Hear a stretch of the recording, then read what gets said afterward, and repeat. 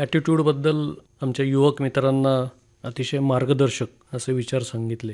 ज्या व्यक्तीचा self confidence अतिशय कमी आहे असं दिसलं तर तो उंचावण्यासाठी तुम्ही कशा तऱ्हेनं प्रयत्न करता? मी त्यांना विचारतो की अशा कुठल्या वस्तू आहेत ज्या पैशाने तुम्हाला घ्यायच्या आहेत. कोणी म्हणतं घर घ्यायचं आहे, बंगला घ्यायचा आहे, गाडी घ्यायची आहे, ज्वेलरी घ्यायची आहे. मग अशा कुठल्या गोष्टी आहेत आयुष्यामध्ये ज्या आपण विकत घेऊ शकत नाही. मग ते म्हणतात सर प्रेम, ऑनेस्टी, कॅरेक्टर, फ्रेंडशिप ह्या वैयक्तिक झाल्या. But when it comes to your professional life अशा कुठल्या गोष्टी आहेत ज्या आपण विकत घेऊ शकत नाही. त्याच्यामध्ये attitude, motivation, self confidence, communication skills, presentation skills, leadership skills ह्या येतात. आम्ही त्यांना हळूहळू मोल्ड करायला सुरुवात करतो. आणि कॉन्फिडन्सबद्दल मी त्यांना एक एक्झाम्पल देतो. तुमच्या शहरातील सर्वात श्रीमंत व्यक्ती किंवा भारतातील सर्वात श्रीमंत व्यक्ती त्यांचं उदाहरण घ्या. त्यांच्याकडे जर उद्या एक पत्रकारांची टीम येत असेल त्यांचा इंटरव्ह्यू घेण्यासाठी आणि त्यांच्याकडे पैशांची कमी नाहीच आहे, ते काहीही विकत घेऊ शकतात. त्यांचे स्वतःचे एरोप्लेन्सही असतील. पण ते मार्केटमध्ये जाऊन किंवा कुठल्या मॉलमध्ये जाऊन 1 किलोभर किंवा 1 ग्रॅम कॉन्फिडन्स विकत आणू शकतात का? विद्यार्थी म्हणतात नाही. मग मी म्हणतो तुम्ही तर तुम्हाला पैसे कमवायचे आहेत. मग पैशाने आपण सगळंच काही घेऊ शकतो. ऐश आणि आरामाच्या सगळ्या वस्तू आपण पैशाने विकत घेऊ शकतो. मग आपण कॉन्फिडन्स जर विकत घेऊ शकत नाही याचा अर्थ मटेरियलिस्टिक वस्तूंपेक्षा कॉन्फिडन्स अतिशय महत्त्वाची वस्तू आहे. Because it is not for sale. तर हा जो कॉन्सेप्ट आहे हा खूप बेसिक बट व्हेरी इम्पॉर्टंट आहे. जी गोष्ट कोणी विकतच घेऊ शकत नाही म्हणजे भगवंतानी or super power is made some things free of cost. नाही तर जर मार्केटमध्ये विकत मिळत असती तर तिचा आज काय भाव, काय रेट असता याचा आपण विचारही करू शकत नाही. सोन्या, चांदी, हिरे, जवाहरात जे आहे त्यांच्यापेक्षा अतिशय महाग असती. कारण की श्रीमंत लोकांनी फॉर एक्झाम्पल ज्यांच्याकडे पैसे आहेत त्यांनी सगळ्याच विकत घेऊन घेतलं असतं. शॉर्ट सप्लायमध्ये आहे ना ते. So it is for every student to understand की माझ्याकडे जर पैसे कमी आहेत, आमची परिस्थिती जर कमकुवत आहे, याचा अर्थ हा नाही की मला सक्सेस मिळू शकत नाही. कारण की सक्सेसफुल होण्यासाठी पैशांची गरजच नसते. सेल्फ कॉन्फिडेंस मार्केट में खरीद नहीं सकते हो आप. Nobody can buy any of these qualities, any of these skills. हे एक्झाम्पल दिल्यानंतर त्यांना कळतं की yes, you have to develop it. आणि सेल्फ कॉन्फिडन्स डेव्हलप करण्यासाठी तुम्हाला एका नया पैशाची, 1 रुपयाचीही गरज नाही, आवश्यकता नाही. तो आतमध्येच आहे. जो खजिना आपण म्हणतो, आपण जेव्हा वेन वी वर बॉर्न आपण त्या खजिन्यासहितच आपला जन्म झालेला आहे. The treasure is in your heart. त्याची जी चाबी आहे, the key is in your mind and in your brain. म्हणून मी आधी बोललो की दिस डिस्टन्स इज व्हेरी इम्पॉर्टंट. जर मी तुम्हाला विचारलं की पॅराशूटचं अतिशय महत्त्वाचं एकच काम आहे ते काय, तर दॅट इज वेळेवर उघडणे. The parachute is suppose to open when the string is pulled, right. If the parachute opens, आपला जीव वाचेल, आपण सेफ लँड करू. पण मला असं वाटतं की पॅराशूट जर ओपन नाही झालं वेळेवर तरी 0.00001% चान्सेस आहेत की आपण वाचू, मरणार नाही.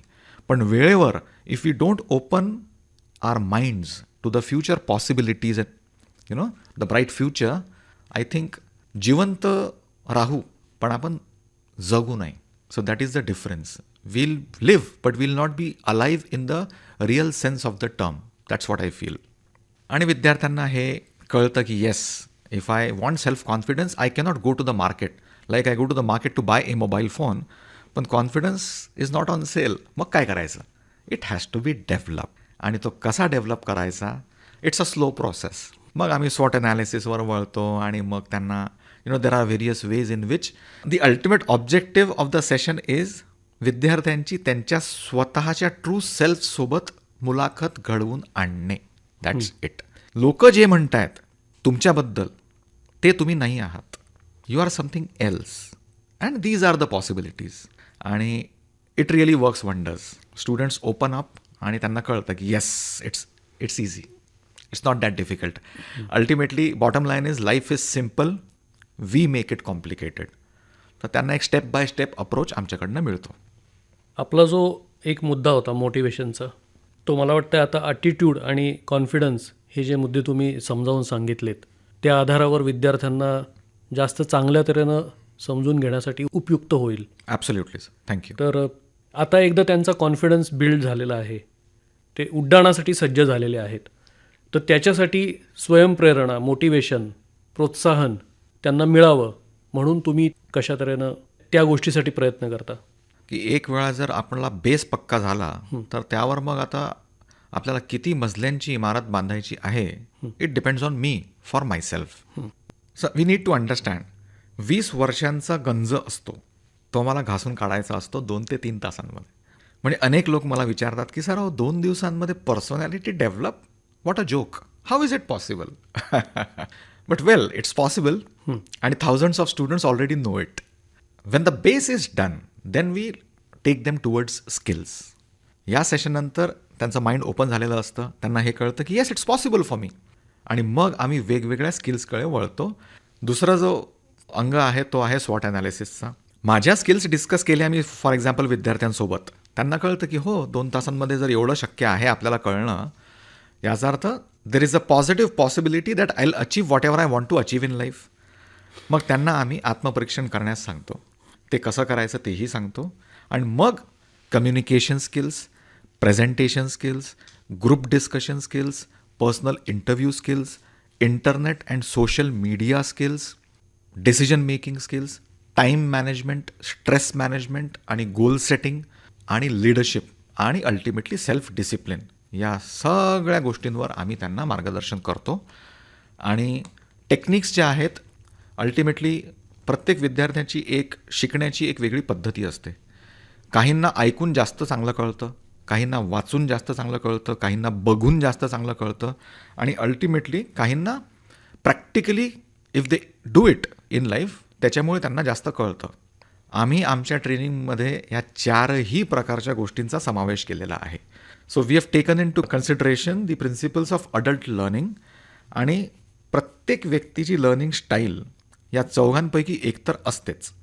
तर आम्ही ह्या चौघांचाही समावेश करून त्यांची तिथे प्रॅक्टिसही करून घेतो, सुरुवात करून देतो आम्ही त्याला की yes you can do it. For example presentation skills आहे आणि कम्युनिकेशन स्किल्स आहे. आता प्रेझेंटेशन जी स्किल आहे, public speaking for example if you take, ती एक स्टँड अलोन स्किल नाही आहे. That is an amalgam, a mixture of an number of skills. तिथे तुमचा ॲटिट्यूड येतो, तुमचा सेल्फ मोटिवेशनही दिसते, तुमचा कॉन्फिडन्स लेवलही तुम्हाला असावा लागतो. Otherwise you will not be able to go and stand in front of people and speak. बोलूच शकत नाही आपण लोकांसमोर. आणि कम्युनिकेशनसुद्धा हवं आपल्याला इंग्लिशमध्ये किंवा कुठल्याही भाषेमध्ये ज्याच्यामध्ये आपल्याला प्रेझेंट करायचं आहे. तर आम्ही त्यांना हे छोट्या छोट्या एक 10 सेकंद, 15 सेकंद, 20 सेकंद, 1 मिनिट, 2 मिनिटच्या प्रॅक्टिसमधून ते घडवून आणतो आणि त्यांची सुरुवात आम्ही करून देतो. आणि त्यांना त्या पर्टिक्युलर मोमेंटपर्यंत जे अतिशय कठीण वाटायचं, ते जेव्हा सहजरित्या त्यांच्यासाठी शक्य होऊन जातं की अरे, मी माझ्या क्लाससमोर 100 व्यक्तींसमोर आलो समोर, आणि माझं नाव सांगितलं, माझं गाव सांगितलं, आणि मी कुठल्या वर्गात शिकतो हे सांगितलं. सोपी गोष्ट आहे, पण त्या 20 वर्षांच्या मुलासाठी, मुलीसाठी ती फार कठीण असते at the start. The journey of 1000 miles starts with the first single step. Yes. पहिली पायरी ते चढले. सर अगदी सोपं आहे, जोपर्यंत मी पहिला मजला क्रॉस करणार नाही तोपर्यंत मला दुसरा मजला दिसणारच नाही. जर मला वाटलं की नाही, मला लिफ्टच, एलिव्हेटरच मिळायला पाहिजे आणि मी डिरेक्टली 10th फ्लोअरला जाणार, that is not possible. There are no shortcuts in life, there are no shortcuts for success, and that is what life of every legendary person tells us. तर या सगळ्या प्रयत्नांतून आमचा अल्टिमेट ऑब्जेक्टिव्ह हा असतो की प्रॉब्लेम्सला, चॅलेंजेसला त्यांनी सामोरं जावं, त्यांना हेड ऑन घ्यावं. जी गोष्ट करण्याची आपल्याला भीती वाटते, सगळ्यात आधी तीच गोष्ट करावी, कारण की once you do that you kind of liberate your mind. Ultimately आपल्या स्वतःमध्ये हा एक विश्वास निर्माण होणं की येस मी करू शकतो, हे खूप महत्त्वाचं आहे सर. माझ्या लाईफमधनं मी हेच शिकलो आहे जेव्हा माझ्यावर एक असा प्रसंग आला की जिथे मला एक डिसिजन घ्यावी लागली. Actually I was fired from my job. आणि कॉर्पोरेट सेक्टरमध्ये, प्रायव्हेट सेक्टरमध्ये this is a routine affair की ऑर्गनायझेशन्सला जर तुमची गरज नसेल तर ते तुम्हाला पिंक स्लिप देतात and they ask you to resign. ज्या दिवशी ते घडलं त्या दिवशी मी एक ठरवलं, विचार करून, माझ्या स्ट्रेंथ्स आणि विकनेसेसचा विचार करून, की परत कोणाला संधी द्यायची नाही, आपल्याला फायर करण्याची. हे आज झालेलं आहे, हे परत होऊ शकतं. सो त्या प्रसंगातून एक जे मी शिकलो ते असं होतं की when life puts you down, you have got 2 choices. Either you can sit down and cry, or you can stand up and try. Yes. I decided to try. आणि सर आज अतिशय आनंद आहे मला हे सांगण्याचा की, आणि ते मी स्वयंप्रेरणा होती, ॲटिट्यूड पॉझिटिव्ह होता, आपण काय करू शकतो, आपल्या स्किल्स ज्या आहेत आपल्याकडे, वजा बाकी ज्याला काय बेरीज केली तर कळलं की येस, इट इज पॉसिबल, प्रयत्न करून बघूया. नाहीच जर जमलं तर I can always go back to the corporate sector आणि वर्क. पण तो जो एक्सपिरियन्स होता एक 15 वर्षांचा माझ्या पाठीशी, तो मला भरपूर कामात आला. वन गुड थिंग, जी एक चांगली गोष्ट झाली ती ही की मी एड्युकेशनमध्येही आधी कार्य केलेलं आणि मी कॉर्पोरेटमध्येही केलेलं. एड्युकेशनमध्ये केल्यामुळे मला हे माहिती पडलं की विद्यार्थ्यांना कसली गरज आहे. कॉर्पोरेटमध्ये गेल्यानंतर जेव्हा मी इंटरव्ह्यूज घ्यायचो माझ्या टीमसाठी, तेव्हा मला हे माहिती पडलं की वेअर डू कॅन्डिडेट्स लॅक, आणि कॉर्पोरेटला काय अपेक्षा आहे विद्यार्थ्यांची. ह्या गोष्टी माहिती पडल्यामुळे the best of both worlds, मी हा जो माझा प्रोग्राम बनवला आहे, मला असं वाटतं की त्या एक्सपिरियन्सेसमुळेच मी हे करू शकलो. आणि there is another learning as well, की आपण पुढे जाऊनच आयुष्य जेव्हा आपण जगतो, पुढे गेल्यानंतरच आपण हे समजू शकतो की जे आपल्यासोबत घडलं होतं ते का घडलं होतं. आणि म्हणून माझा हा ठाम मत आहे की रडत बसण्यापेक्षा आपण उठावं, प्रयत्न करावे, पडावं. लगेच सक्सेस मिळू नये, मिळायला नको. मला असं वाटतं की फेलियर जी आहे that is a better teacher than success.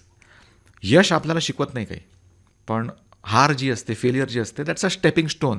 आता ह्या गोष्टी सर्वांनी ऐकलेल्या असतात, ह्या नवीन नाही आहेत, पण रिअल लाईफमध्ये आल्यानंतर ते इम्प्लिमेंट करणं हे फार क्वचित लोकांना जमतं. आणि मला असं वाटतं की ते प्रत्येकाला सहज शक्य आहे, फक्त आपला ॲटिट्यूड चेंज करावा लागेल, आणि त्याचाच आमचा प्रयत्न असतो. तर तुमच्या बोलण्यामधून 2 गोष्टी लक्षात आल्या. ते म्हणजे एकतर कुणालाही अपयश येऊ शकतं, खुद्द तुम्हालाही एका ठिकाणी ब्लो असं म्हणता येईल, म्हणजे आयुष्यामध्ये एक ब्लो जो असतो, धक्का, करेक्ट. तो तुम्हाला मिळाला होता आणि त्यातून तुम्ही स्टँड अप अँड ट्राय ही जी म्हण आहे ती प्रत्यक्षात आणली आणि त्यातून तुम्ही आज जे तुम्ही हे सगळं करताय हा त्याचा रिझल्ट आहे. करेक्ट आहे सर. आणि दुसरी गोष्ट की विद्यार्थी जे असतात त्यांचं बॅकग्राऊंड, त्यांची जडणघडण यामधून ते व्हॅक्यूममध्ये जगत नाहीत, कुठले तरी संस्कार होताच त्यांच्यावर. आणि त्याच्यामधून विद्यार्थी दशा एकदा उलटून गेल्यानंतर ते जेव्हा युवक होतात तेव्हा त्या बऱ्या वाईट संकल्पनांचं जे ओझं असतं ते त्यांच्या मनावर असतं. तर पहिल्यांदा आपण विद्यार्थ्यांकडे वळूयात सर.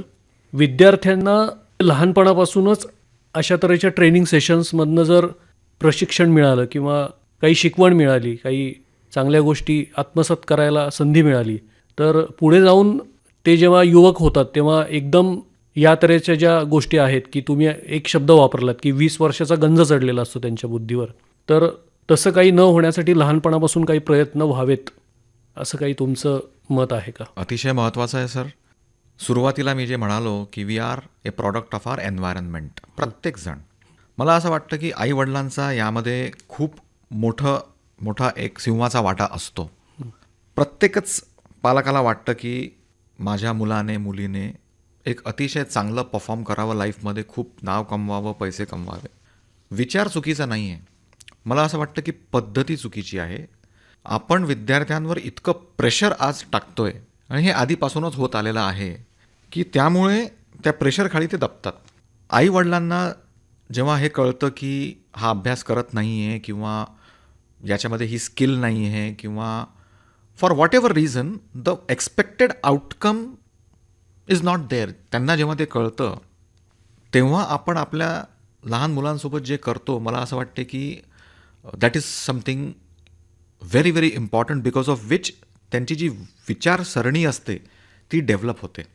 चूक झाली तर रागावणे, फेलियर जर मिळालं लाईफमध्ये किंवा कुठल्या सब्जेक्टमध्ये किंवा कुठल्या क्लासमध्ये, तर असं दर्शविणे की आपण एक अक्षम्य गुन्हा केलेला आहे.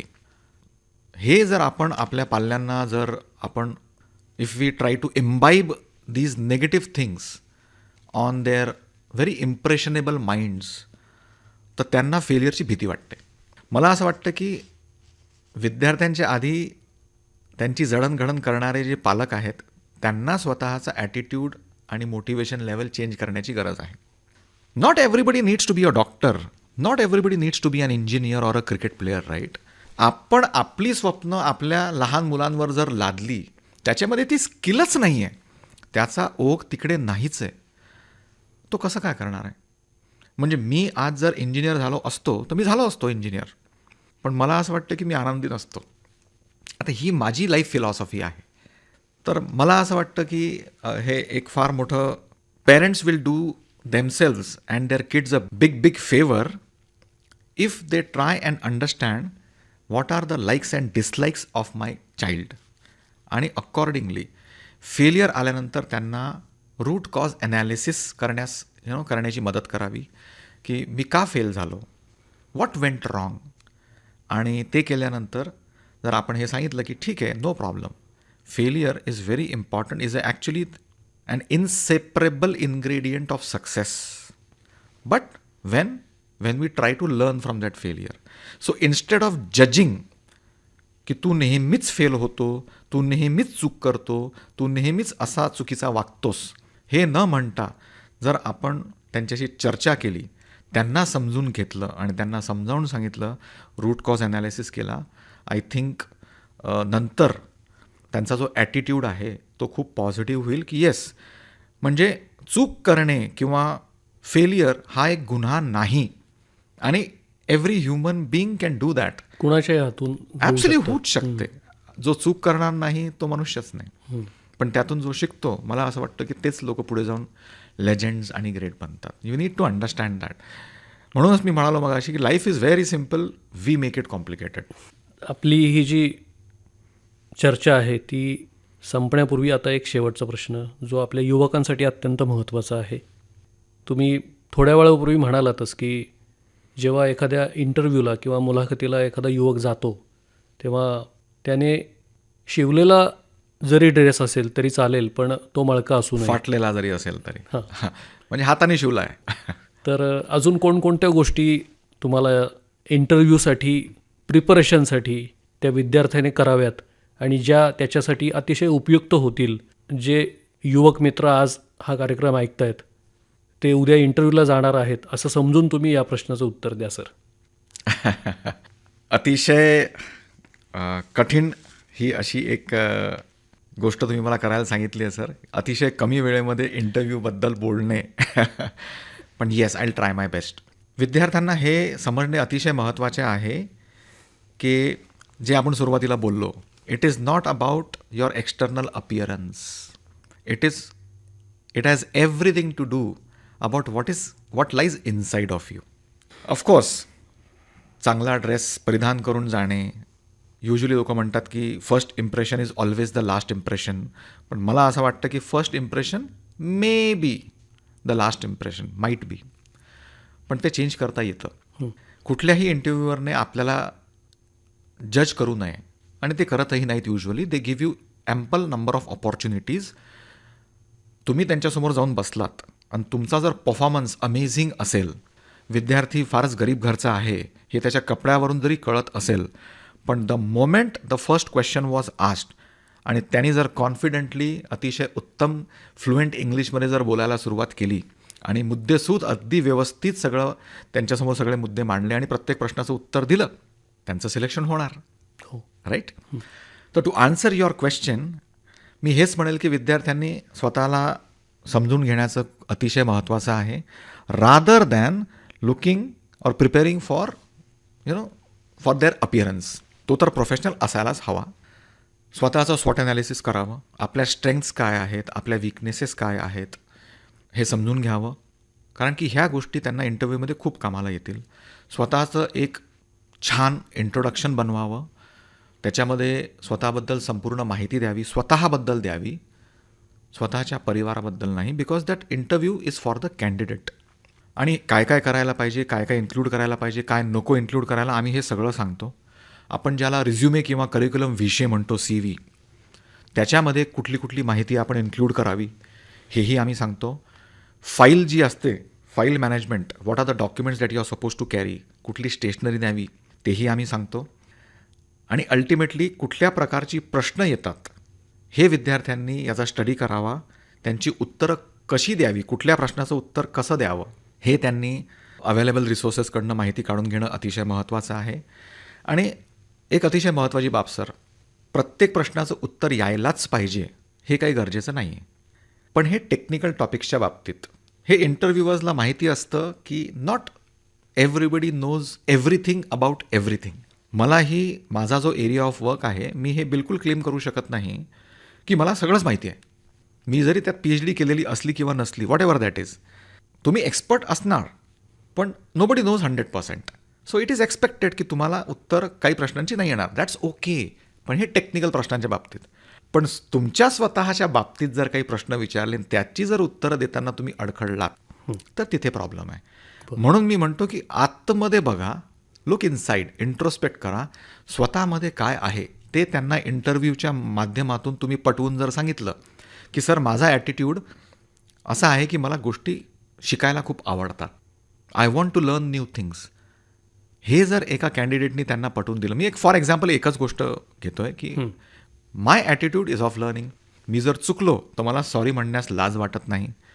मी एक टीम प्लेयर आहे, मला समूहामध्ये लोकांसोबत राहायलाही आवडतं, काम करायलाही आवडतं. अल्टिमेटली जी कंपनी तुमचा इंटरव्ह्यू घेते आहे ते हे बघायचा प्रयत्न करतील की हा आपल्या ऑर्गनायझेशनमध्ये कुठे फिट होतो, याच्यामध्ये त्या स्किल्स आहेत का.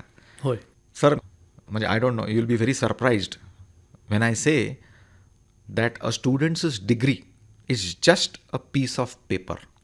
माफ करा मला, मी हा शब्द वापरतो आहे. हे असे का म्हणतो त्याच्यामागे खूप मोठा रिझन आहे सर. आपण डिग्रीच्या मागे धावतो, आपण पर्सेंटेजच्या मागे धावतो, आपण सर्टिफिकेट्सच्या मागे धावतो, थिंकिंग की याच्यामुळे आपल्याला जॉब मिळेल. ते अतिशय चुकीचं आहे. डिग्रीमुळे आपल्यासाठी फक्त इंटरव्ह्यू केबिनचा दरवाजा उघडला जाऊ शकतो की ओके तुमच्याकडे ही डिग्री आहे, तुम्ही या, आम्ही तुमची मुलाखत घेऊ. इंटरव्ह्यू सुरू झाल्यानंतर आपली डिग्री बोलणार नाही आहे तिथे, मलाच बोलावं लागेल कॉन्फिडेंटली, मलाच प्रूव्ह करावं लागेल माझा ॲटिट्यूड कसा आहे, मी सेल्फ मोटिवेटेड आहे, माझ्यामध्ये सेल्फ कॉन्फिडन्स आहे, माझं कम्युनिकेशन असं आहे, मी प्रेझेंट करू शकतो successfully in front of other people, मी प्रेशर सिच्युएशनमध्येही आय कॅन परफॉर्म, हे मलाच प्रूव्ह करावं लागेल. अगदी सोपं आहे. म्हणून आमचा असा प्रयत्न असतो विद्यार्थ्यांना हे पटवून सांगण्याचा की मार्क्स चांगलेच असावेत, याचा अर्थ हा नाही आहे knowledge was king, knowledge is king, knowledge will always be king. Okay, तर डिग्री घ्याच, डिग्री एक ही बार बनती आहे तर ते चांगलीच असावी, त्याच्यातले जे मार्क्स आहेत, जे गुण आपल्याला मिळालेले आहेत ते चांगले असावे. But please don't rely only on that, because your genius जी गॉड गिफ्ट असेल तुम्हाला फॉर एक्झाम्पल, ती आपल्याला लाईफमध्ये आयुष्यामध्ये एका पर्टिक्युलर डिस्टन्सपर्यंत मदत करेल. पण त्याच्यानंतर स्किल्स, आपला ॲटिट्यूड, आपली मोटिवेशन लेवल्सच आपले साथीदार असतात आयुष्यामध्ये. ते आपल्यासोबत असतील, दुसरं कोणीही नसेल तरी आपण यशस्वीरित्या मार्गक्रमण करू शकतो, एवढंच मी तुम्हाला सांगेल सर. खरं आहे. म्हणजे विद्यार्थ्यांनी हे लक्षात घेतलं पाहिजे की एका ठराविक मर्यादेपर्यंत तुम्हाला तुमचं शिक्षण उपयोगी पडेल, जे औपचारिक शिक्षण आहे ते. करेक्ट आहे. पण त्याच्या पुढे तुम्हाला आयुष्यभर कोणत्या गोष्टी शिकवतील तर त्या म्हणजे मोटिवेशन, ॲटिट्यूड, कॉन्फिडन्स आणि स्किल्स. ॲब्सोल्युटली. आणि ह्या 4 क्वालिटीजबद्दल तुम्ही आमच्या विद्यार्थ्यांना, आमच्या युवकांना आज जे मार्गदर्शन केलं त्याच्याबद्दल आकाशवाणीतर्फे आणि आमच्या सर्व युवक मित्रांतर्फे आपले मनापासून आभार सर. आपण आज आमच्या स्टुडिओमध्ये आलात आणि युवकांना स्वयंप्रेरणा मिळेल अशा तऱ्हेनं ही जी उपयुक्त माहिती आज सांगितलीत त्याबद्दल परत एकदा आपले आभार. धन्यवाद सर. मीही आपले आभार मानतो. Thank you for this wonderful opportunity. Thank you. I hope की विद्यार्थ्यांना याचा फायदा होईल. Thank you so much. Thank you. Thank you.